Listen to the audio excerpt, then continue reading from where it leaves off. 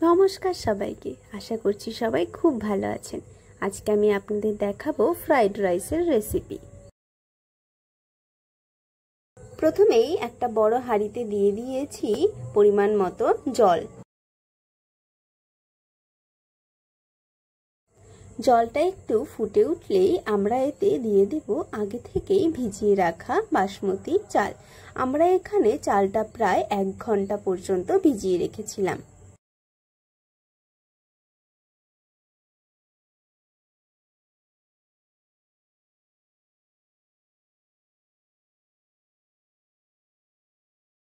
দিয়ে দিচ্ছি কয়েকটা গোটা কাঁচা লঙ্কা।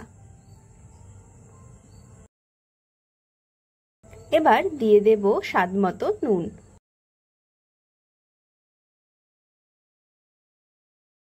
এবার দিয়ে দেব 3 থেকে 4 টেবিল চামচ মতো ঘি।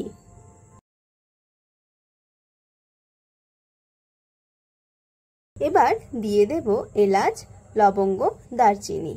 এলাচগুলোকে অবশ্যই একটু করে ফাটিয়ে দেব, তাহলে ফ্লেভারটা ভালো আসবে। অবশ্যই চালটাকে আমরা 80% সেদ্ধ করে নেব।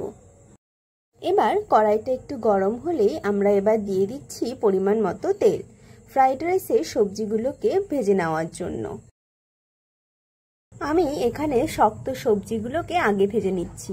প্রথমেই দিয়ে দিয়েছি গাজর কুচি।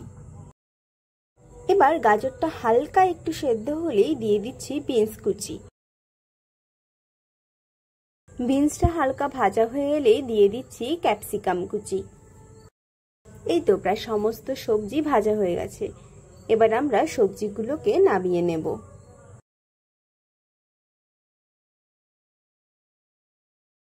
এবার ভাতটাকে আমরা মিশিয়ে নেওয়ার জন্য তেলের মধ্যে দিয়ে দিচ্ছি গোটা তেজপাতা, লবঙ্গ, এলাচ, দারচিনি।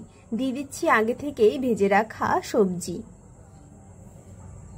এগুলোকে দেওয়ার পর এবার দিয়ে দিচ্ছি কাজু, কিশমিশ। সবকিছুকে একটু বেশ হালকা হাতে নেড়ে নেব। এরপর আমরা দিয়ে দিচ্ছি 3 টেবিল চামচ পরিমাণ ঘি। দিয়ে দিচ্ছি পরিমাণ মতো চিনি।